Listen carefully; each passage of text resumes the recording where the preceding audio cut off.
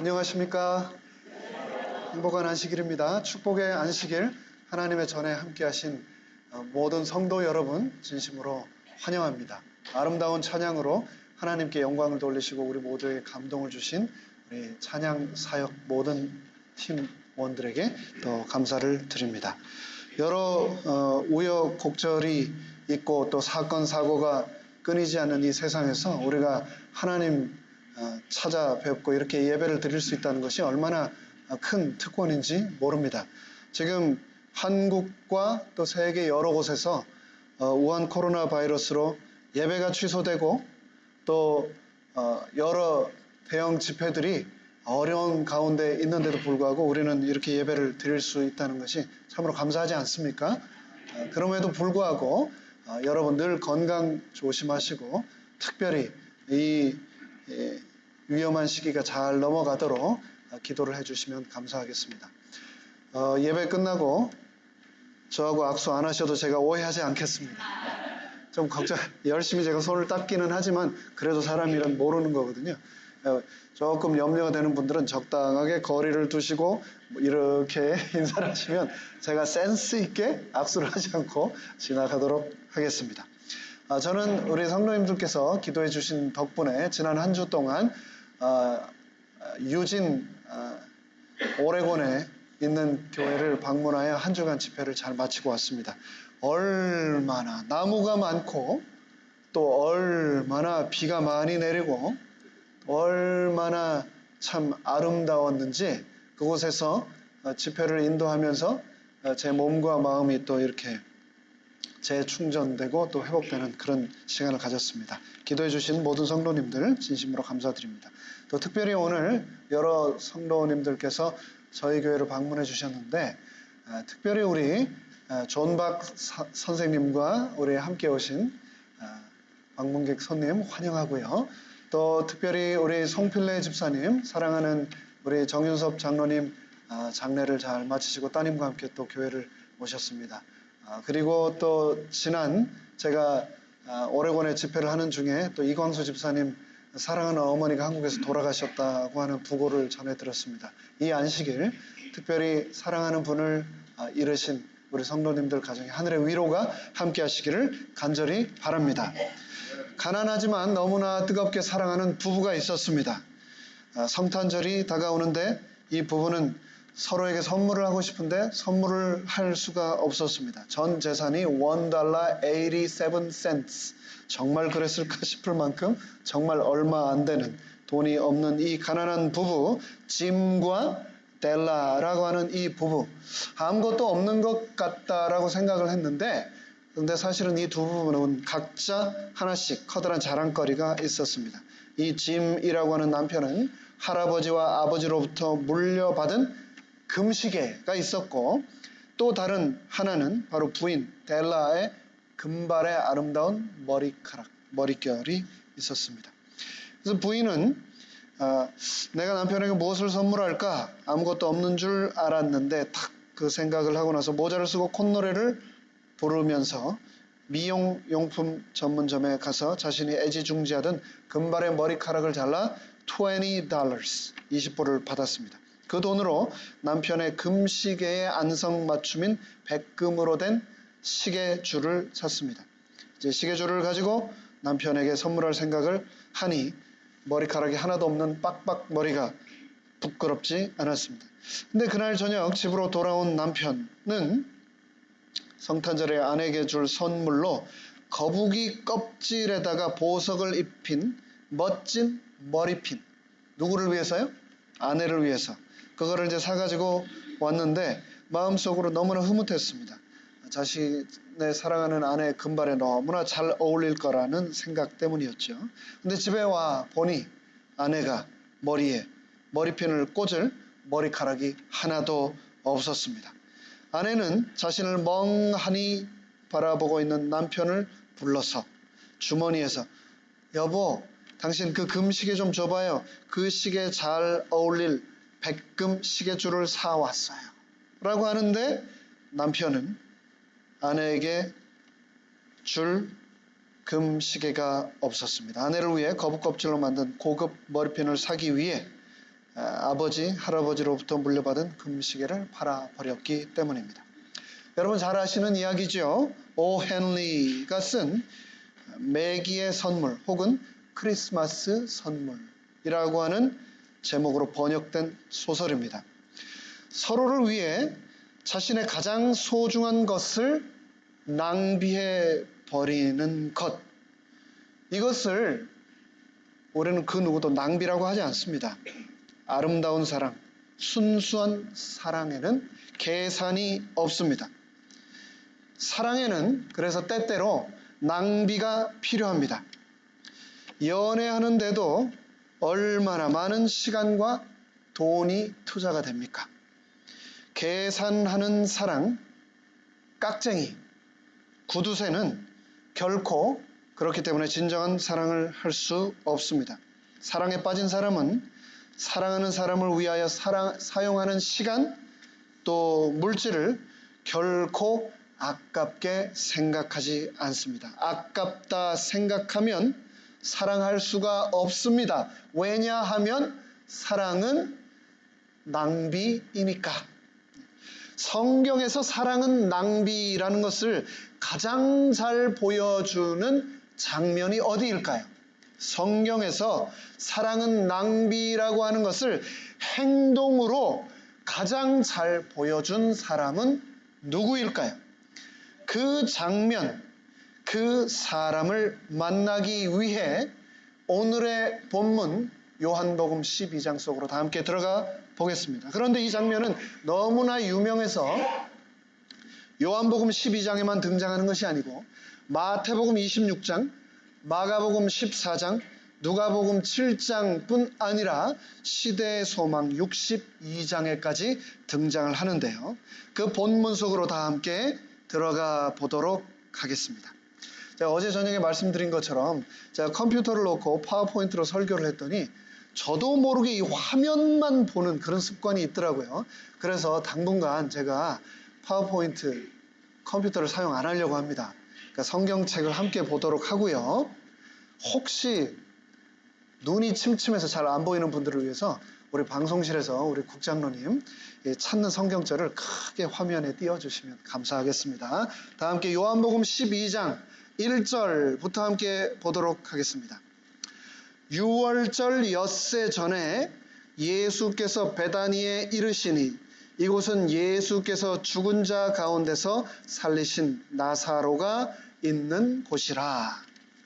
십자가의 대속적 죽음을 눈앞에 둔 예수께서 6월절 엿새 전에 베다니에 도착하셨습니다. 베다니는 우리가 잘 아는 예루살렘 동쪽 3km 정도 떨어진 곳에 위치한 아주 작은 마을입니다. 그런데 그곳에서 일전에 예수님께서 죽었던 나사로를 살리셨던 그런 기적이 있었던 곳이기도 합니다.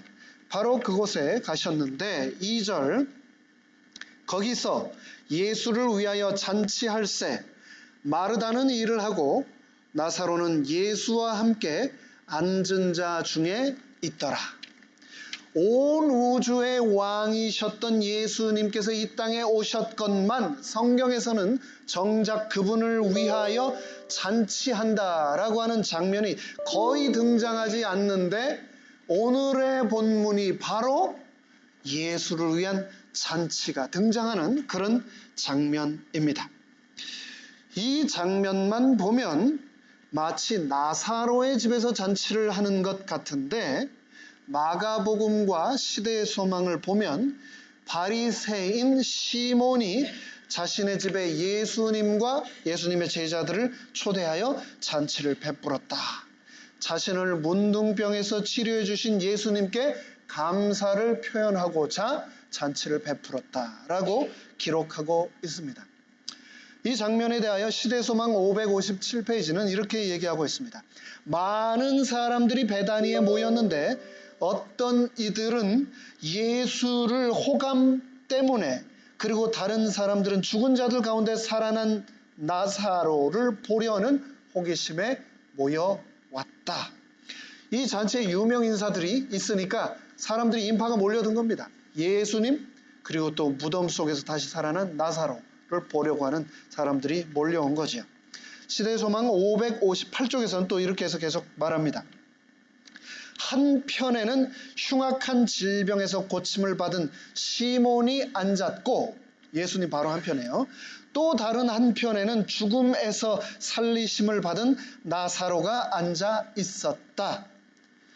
마르다는 부엌에서, 주방에서, 식탁에서 일하고 있었다. 이 오늘의 본문 요한복음 12장의 등장인물들을 소개하고 있는 그런 장면입니다. 그런데 바로 그때 그 잔치집에 있던 모든 사람들을 놀라게 하는 씬 스틸러가 등장을 합니다. 3절 읽겠습니다. 마리아는 지극히 비싼 향유 곧 순전한 나드 한 근을 가져다가 예수의 발에 붓고 자기 머리털로 그의 발을 닦으니 향유 냄새가 집에 가득하더라. 마리아가 등장합니다. 근데 그냥 등장한 것이 아니고 지극히 비싼 향유, 순전한 나드 한 근을 가져다가 예수님의 발에 붓고 자신의 머리털로 예수님의 발을 씻으니 그 향유 냄새가 집에 가득하였다. 여러분 가족 중 누군가가 마리아와 같은 행동을 한다면 여러분은 어떻게 하시겠습니까?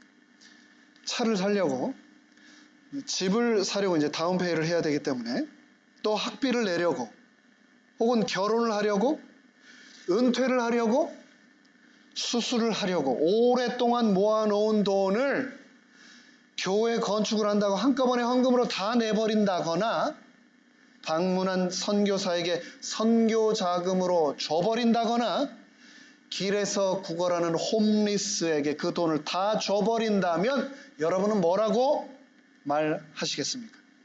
너 미쳤냐? 도대체 뭐 하는 거야? 이 장면입니다. 바로 나드 한 근, 이게 도대체 얼마나치나 되는지 알고 하는 짓이야 말이야. 4절, 5절, 6절 읽겠습니다.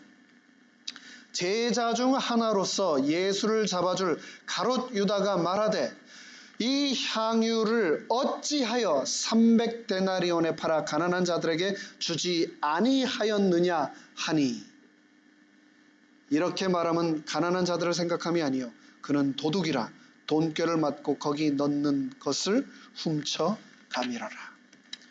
또 다른 인물이 등장하지요. 우리가 잘 아는 가롯 유다. 그는 전문가였습니다. expert, 뭐예요? 돈의 아주 전문가였습니다. 그의 관심, 그의 시선이 항상 거기에 있기 때문에 굉장히 돈에 밝은 사람이었습니다. 제 친구 중에 하나가 물건만 보면 귀신같이 가격을 알아맞히는 친구가 하나 있습니다. 가방을 보면 그 가방 얼마 정도, 깜짝 놀라게 거의 정확하게 가격을 맞추고요. 지나가는 차를 보면 저 차는 얼마, 이렇게 다 맞추는 겁니다. 근데 그 친구가 어떻게 그렇게 가격을 잘 맞추는가? 갖고 싶은 마음이 막 흘러 넘치는데 못 사니까 맨날 가격을 보는 모양이에요. 관심이, 눈이 거기 가 있으니까 가격을 아는 거죠. 근데 오늘 등장하는 이 가롯 유다, 요즘 미국에 그런 TV 프로그램 있죠. TV에서 물건이 딱 나오면 그 물건을 맞추는, 물건의 가격을 맞추는 그런 프로그램이 있죠. 한국에도 그런 프로가 있었던 것 같은데요. 거기에요, 나가면 1등 할 사람 제가 압니다. 가롯 유다 나가면 1등 할 거예요. 가롯 유다. 돈과 재물에 지대한 관심을 가지고 있던 그가요, 마리아가 정말 조심히 예수님께 나가서 그 향유를 붓고 있는데 딱 보고 얼마 하고 가롯 유다가 맞췄습니다. 얼마요? 300데나리온. 굉장하죠. 그 항아리만 보고 저거 뭐가 들어있고 저거 얼마인지를 다 알아 맞춰낸 거죠. 그런데 그 장면을 요한복음에서는 가롯 유다가 한 이야기만 나오는데, 마태복음에 보면은 가롯 유다뿐 아니라 제자들이 다 하나같이 아주 득달같이 달라들어서 마리아를 아주 그냥 막 혼내켰나 봐요. 뭐라고요? 성경에 뭐라고 하냐면 Why this waste? 왜 이렇게 낭비하느냐라고 질책을 한 겁니다. 그럼에도 불구하고 마리아는 여기서 진정한 헌신이 무엇인지 우리에게 보여주고 있습니다. 쓰면 버려지고 없어져 버리는 것 같지만 모든 것이 그런 것이 아니다라는 것을 온몸으로 행동으로 마리아는 말하고 있는 겁니다.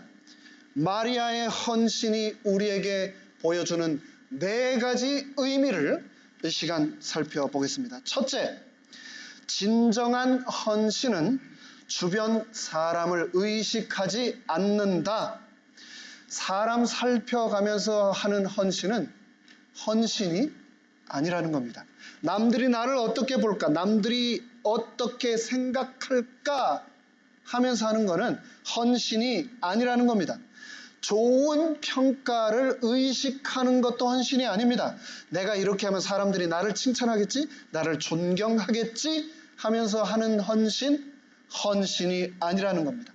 더구나 남들의 부정적인 평가가 두렵기 때문에 몸을 사린다면 절대 헌신이 아닙니다. 옥합을 깨뜨린다라는 것은 얼마든지 오해와 스캔들이 날 수 있는 일입니다. 그리고 실제로 난리가 났습니다. 옛날이나 지금이나 사람 사는 곳은 매 마찬가지입니다. 우리 주변에 남의 말 많이 하는 빅마우스가 얼마나 많습니까? 그 당시에는 인터넷도 없었고 페이스북도 없었지만 그렇기 때문에 말의 위력과 전파력은 더 강했을 것입니다. 예수님은 총각, 마리아는 처녀. 이 옥합의 의미는 결혼하고 첫날 밤에 신부가 남편의 머리에 부으면서 평생을 당신만을 섬긴다고 하는 의미를 가지고 있는데, 그리고 평생 섬기던 남편이 죽으면 남편의 장래에 붙는 것이 바로 이 나드 옥합 향유인데, 그것을 마리아가 깨뜨렸으니 얼마나 떠들었겠습니까?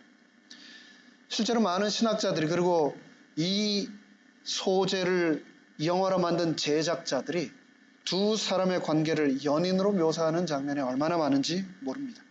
게다가 여기에 당시 극도로 금기시되던 신체적 접촉까지 있지 않았습니까? 발에 향유를 붓고 머릿결로 예수님의 발을 만지고 닦아주고, 수많은 추측, 오해, 또 말들이 많았을 것입니다. 그런데 마리아가 이 모든 것을 의식했다면, 염려했다면 절대로 이 일을 못했을 것입니다. 그런 식으로 남의 평가를 의식하면 헌신할 수도 없고 그것은 진정한 헌신이 되지도 못합니다. 진정한 헌신은 주변을 의식하지 않습니다. 누가 뭐라 하든 내 마음의 간절한 원함으로 예수님 사랑하니까 하는 것, 그것이 헌신이다 라고 마리아는 말하고 있는 겁니다. 이 장면을 시대소망 560페이지는 또 이렇게 말합니다. 마리아는 비평하는 말을 들었다. 그녀의 가슴은 떨렸다. 그는 그의 언니가 낭비한다고 책망하지는 않을까 두려워하였다. 주님 역시 아낄 줄 모른다고 생각하실지 모른다. 사과나 변명도 없이 마리아가 피하려고 할 때 바로 그때 주님의 음성이 들렸다. 가만두어라. 너희가 어찌하여 마리아를 괴롭게 하느냐. 예수님께서는 마리아가 당황하고 어려움에 빠진 것을 아셨다. 예수께서는 이와 같은 봉사를 통하여 그가 사죄함을 받은 데 대한 감사를 표시한 것임을 아시고 마리아의 마음에 위안을 주셨다. 사람들의 평가나 칭찬에 얽매이지 마시기 바랍니다. 그러면은 진정한 헌신을 결코 할 수 없기 때문입니다. 두 번째, 마리아가 우리에게 보여주는 메시지, 진정한 헌신의 의미. 진정한 헌신은 계산하지 않는다. 계산하는 사람은 결코 헌신할 수 없습니다. 마리아가 향유를 부었을 때 가로주다가 그 즉시 얼마치라고요? 300데나리오너치라고 계산을 했습니다. 향유가 이렇게 부어지는 장면을 보고 있었는지 모르겠어요. 근데 부어질 때 100%치, 200%치, 300%치 이렇게 가로주다가 막 안타까운 마음으로 저거 어떻게 해서든 내가 이런 마음으로 계산을 하면 결코 헌신을 할 수가 없는 거죠. 300데나리온, 노동자의 하루 품삯이 1데나리온, 300데나리온이면 우리 웬만한 사람 1년 연봉입니다. 연봉. 하루 100불 해도 3만 불이에요. 작년 8월 저희 교회에서 PUC에 올라가가지고 이 서부 지역에서 오신 모든 성도님들이 다 모여 계신 그 안식일에 올해 야영을 위해 헌금해 주십시오라고 호소를 해서 거쳐 들어온 헌금이 3만 불이 안 됩니다. 지난 안식일 저희 교회에서 서부 연합 야영회를 위해서 지금까지 저희가 약정한 헌금이 14,270불. 이에 비하면 마리아가 그날 예수님의 발에 부은 이 향유 3만 불, 적은 돈이 아니죠. 그런데 그것을 마리아가 예수님의 발에 부어 버렸습니다. 남들이 보기엔 미친 짓이죠. 계산이 정확한 가로주다가 옆에서 보고 참지 못하고 왜 허비하느냐. 그러나 그거 다 계산하면은 절대 그 누구도 헌신을 할 수가 없습니다. 이렇게 하는 게 효율적일까? 이렇게 하면 나에게 유리할까? 이렇게 해서 내게 돌아오는 것이 있을까? 나에게 얻을 것이 있을까? 그렇게 따지면 결코 헌신은 할 수 없습니다. 신앙생활을 하는 우리 중에도 가끔 너무 계산에 집착하는 경우가 있지는 않은지 생각해 보아야 하겠습니다. 이거 하면 내게 도움이 될까? 내 앞날에 유익이 있을까? 이거 하면 내가 좀 존경을 받을까? 이거 하면 내가 좀 우아하게 보일까? 그렇게 계산하면 헌신 못합니다. 그런데 요즘은요, 좀 더 기가 막힌 대답이 있습니다. 헌신하라고 하면은 이렇게 대답을 합니다. 기도해보고 하겠습니다. 정말 기도하고 결정한다면 얼마나 좋을까요? 실제로 기도가 필요하고 또 기도를 하고 결정하는 분들도 계시죠. 그런데 많은 경우 이 말을 하면서 동시에 머릿속으로는 막 계산기가 막 돌아가는 겁니다. 따지고 재는 거죠. 계산하는 것, 그거 헌신이 아닙니다. 이거에서 무슨 일이 일어날지 생각할 것이 어디 있습니까? 주님이 마음을 주셨으니, 주님이 원하시니, 주님께 달려가는 것, 주님이 시키시니까 무조건 예스 하는 것, 그게 헌신 아닙니까? 마리아는 그것을 자신의 행동으로 우리에게 지금 말하고 있는 겁니다. 마리아가 보여준 진정한 헌신의 메시지 세 번째, 진정한 헌신을 하면 헌신한 대상의 삶을 살게 된다. 어떤 사람은 예수님이 아니라 마귀에게 헌신하는 사람이 있습니다. 그러면 마귀에게 헌신을 하면 마귀의 삶을 살게 됩니다. 어떤 사람은 예수님이 아니라 돈에 헌신하는 삶을 사는 사람이 있습니다. 그런 사람은 돈에 헌신하는 삶을 살게 됩니다. 내가 사는 것이 아니라 돈이 내 삶을 살게 되는 거죠. 그렇게 살면 인생의 마지막에 남는 것은 결국 허무밖에 없습니다. 명예도 마찬가지입니다. 그 허무한 자리를 무엇이 채울 수 있겠습니까? 그 허무함의 자리, 공허함의 자리를 채우는 것은 결국 죄밖에 없다는 것을 우리는 잘 알지 않습니까? 그렇기 때문에 우리는 예수님께 헌신하고 예수님의 삶을 살아야 한다. 그것이 헌신의 결론이다 라고 오늘의 본문은 말하고 있습니다. 여러분, 여러분의 남편께, 아내에게 헌신하고 계십니까? 여러분들의 자녀에게, 여러분들의 손자녀들에게 헌신하는 삶을 살고 계십니까? 한국인의 삶, 특별히 이민자의 삶을 살아가는 우리의 삶에서 자주 볼 수 있는 대표적인 패턴이지요. 남편에게 헌신하고 아내에게 헌신하고 특별히 자녀들 그리고 내 손자녀들에게 헌신하는 삶. 내 삶은 없고 오로지 자식과 손자녀들만을 위해서 내 인생을 다 희생하는 경우가 얼마나 많습니까? 한 번은 저희 큰아이가 그런 얘기를 해요. 밥을 먹으면 아이들 밥 다 먹을 때까지 제가 별로 안 먹고 있다가 애들이 다 먹고 남은 거를 제가 다 먹습니다. 그거를 이제 저희 큰아이가 보고 아빠가 좋아하는 거, 아빠가 맛있다고 생각하는 거 기다리지 말고 먹어. 아빠 왜 그렇게 살아? 여러분, 제가 그러는데 여러분들은 얼마나 더한 그런 삶을 사셨겠습니까? 먹지 않고, 자지 않고, 입지 않고 누구 위해 사셨습니까? 여태까지 여러분들의 자녀와 손자녀를 위해 살아오지 않으셨습니까? 그런데 기억해야 됩니다. 그렇게 살아온 그렇게 살아온 한국 사람들에게 제일 많은 병이 화병이에요. 화병. 사람은 우리가 사랑해야 될 대상이지만 헌신의 대상이 아니라는 것을 기억하시기 바랍니다. 사랑해 주시고 기대는 하지 마십시오. 기대하면 실망하고 상처가 남습니다. 남편에게도 마찬가지입니다.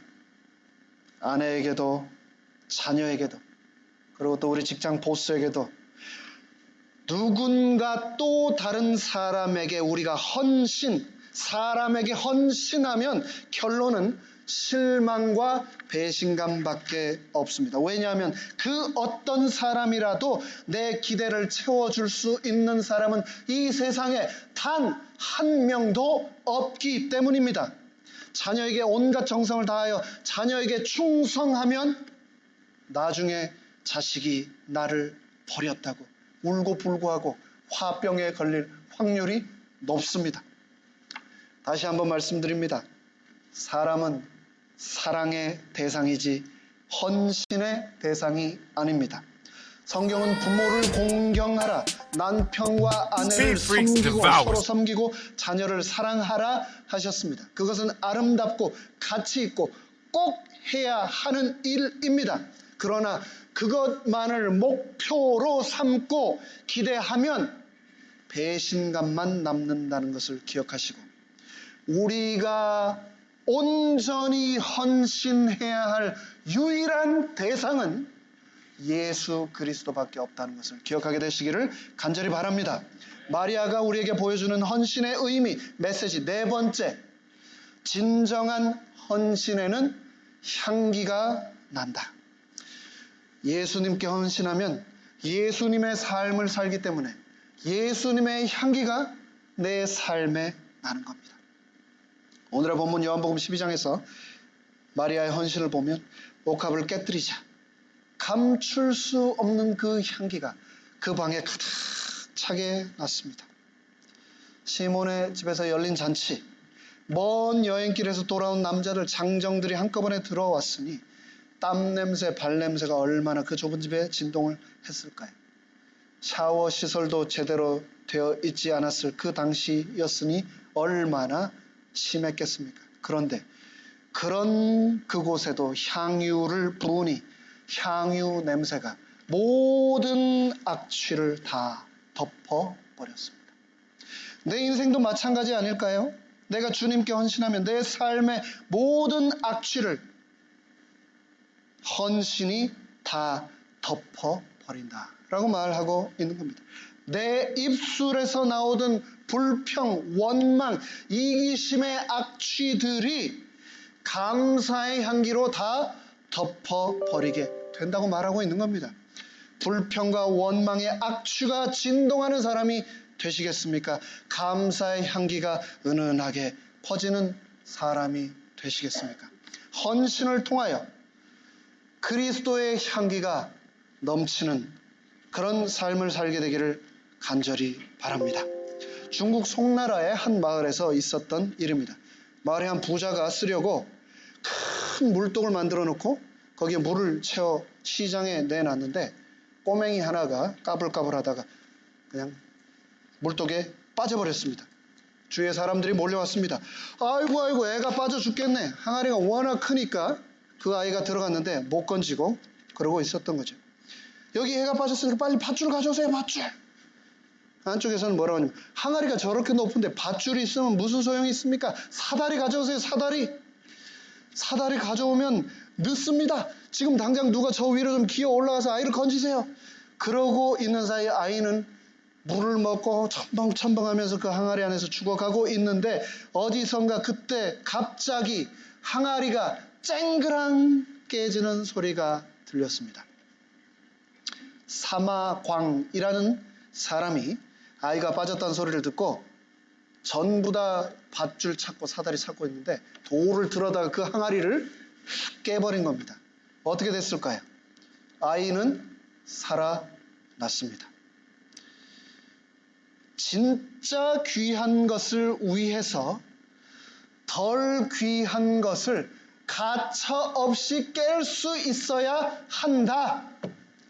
그 얘기를 사마광이 하고 있는 겁니다. 우리 가슴에 손을 얹고 한번 다 함께 생각을 해봅시다. 헌신을 하지 못하는 이유, 그것은 내 인생에,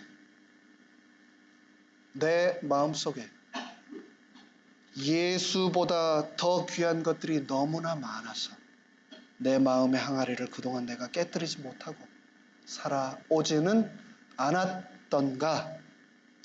예수님을 위해 나드 향유 한 항아리를 깨뜨렸던 마리아처럼 나도 나의 가장 귀한 것을 주님을 위해서 깨뜨릴 수 있어야 되지 않을까. 시대소망 56페이지는 이렇게 말합니다. 귀중한 선물들을 죽은 자를 위하여 가져오는 사람들이 있다. 그들은 차디차고 말 없는 시체 주위에 둘러서서 거리낌 없이 그 시체 앞에 사랑의 말을 한다. 보지도 못하고 듣지도 못하는 사람에게 자비와 감사와 애착 등의 말들을 아낌없이 쏟아 붓는다. 필요한 심령이 그것들을 매우 필요로 할 때에, 귀가 들을 수 있고 마음이 느낄 수 있을 때에 살아생전에 이와 같은 말들을 했더라면 얼마나 그 언행이 향기롭고 값진 것들이 되었을까. 죽고 나서 하면 다 소용 없는 겁니다. 요한복음 12장에서 남들은 식사 대접으로 감사를 표현했지만 예수님께 마리아는 향유를 부어 드렸습니다. 마리아의 이 행동은 예수님이 자신의 인생의 주인이요 구원자임을 고백하는 행위였습니다. 마리아는 이제 엿새 후 예수님께서 십자가에 달려 돌아가시게 된다는 것을 깨닫고 돌아가시기 전 자신에게 다가온 그 마지막 기회를 내가 놓치지 않으리라, 용기 있게 붙잡으리라. 그 누가 나에게 뭐라 할지라도 나는 예수님께 내 모든 것을 드리리라 결심하였던 겁니다.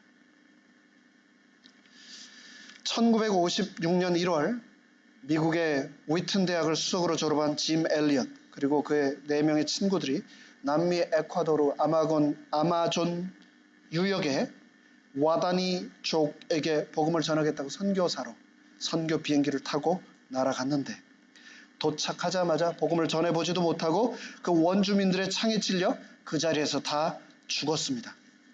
28살 나이에.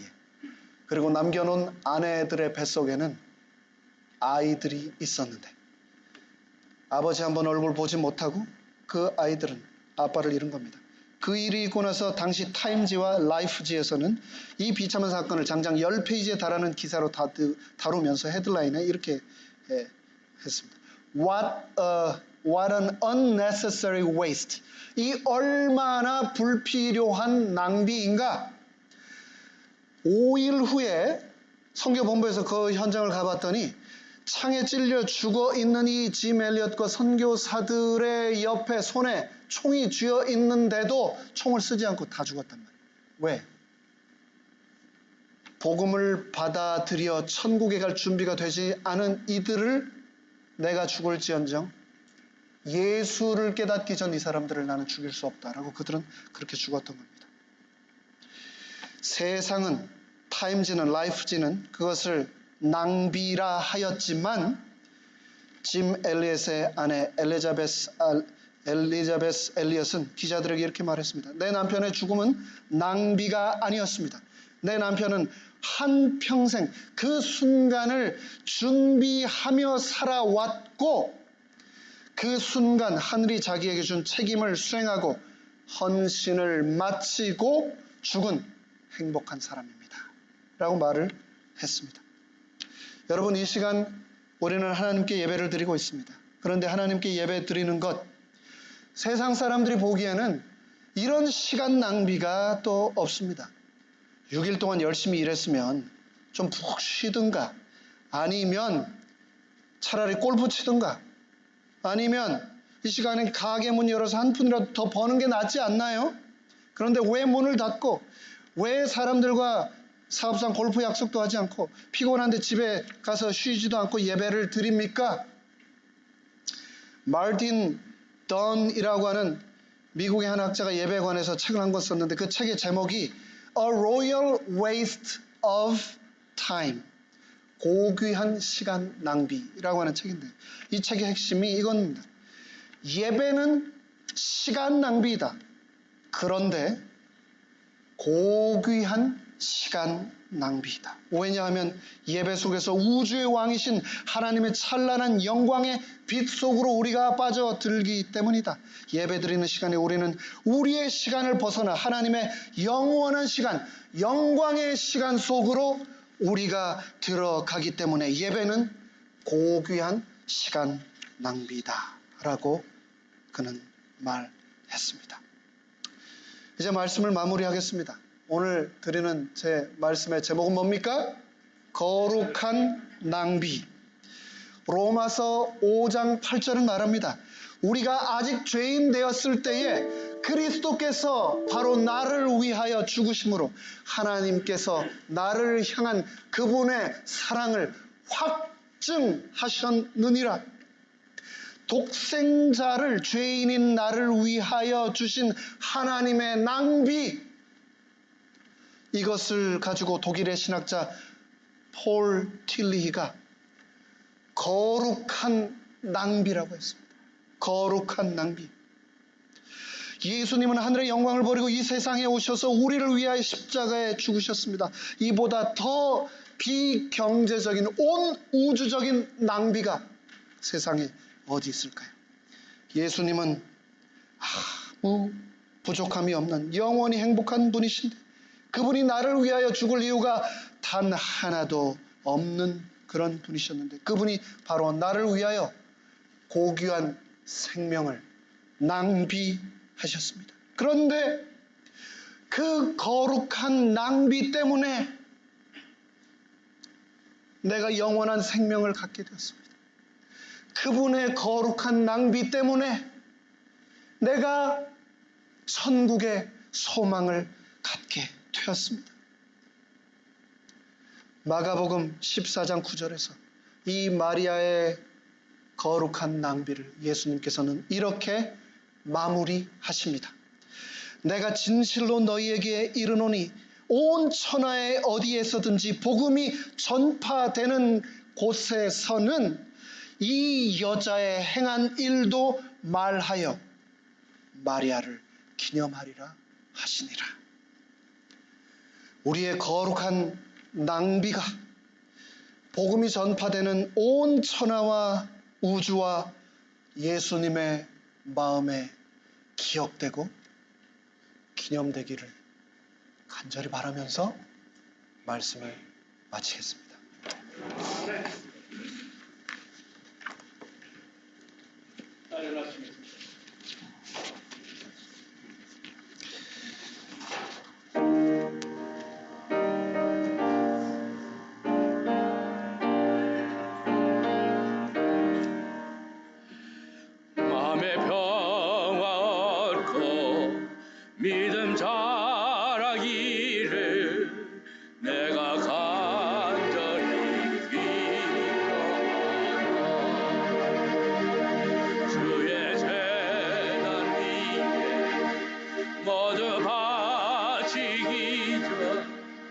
오가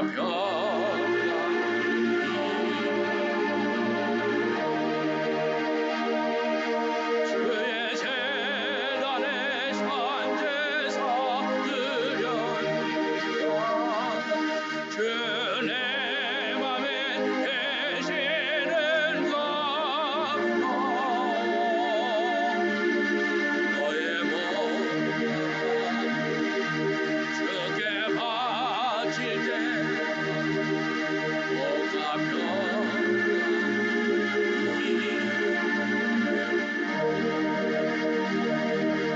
주의 밝은 빛 항상 따라가며 오가며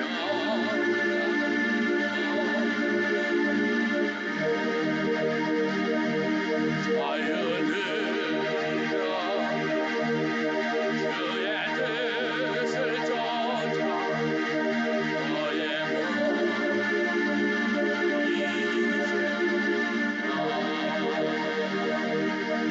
주의 재단에 산제사 드렸다.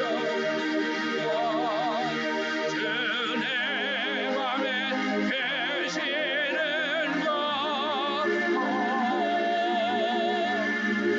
너의 몸 주께 바칠 때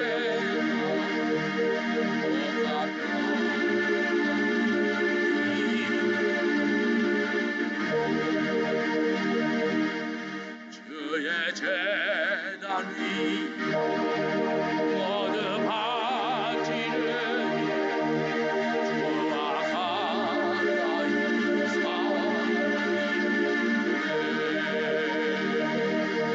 주의 세승에 또한 그의 사랑 얻지 말고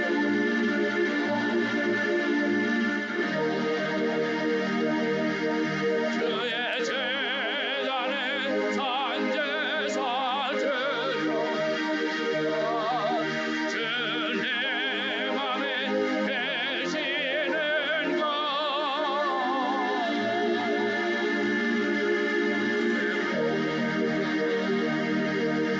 주께 바칠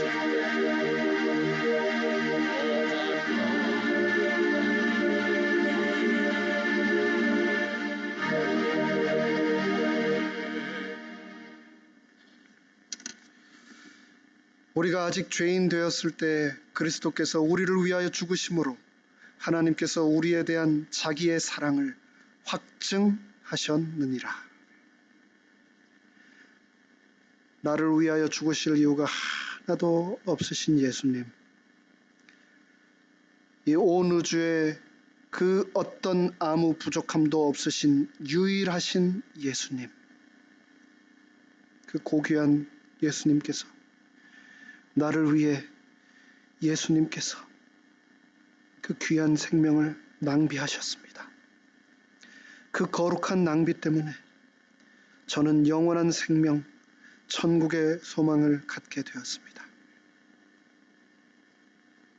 감사합니다, 예수님. 주신 사랑과 생명에 우리의 몸과 마음을 온전히 바치는 마리아와 같은 헌신하는 예배자 되도록 우리를 축복하여 주시옵소서. 예수님의 이름으로 간절히 축원하옵나이다. 아멘.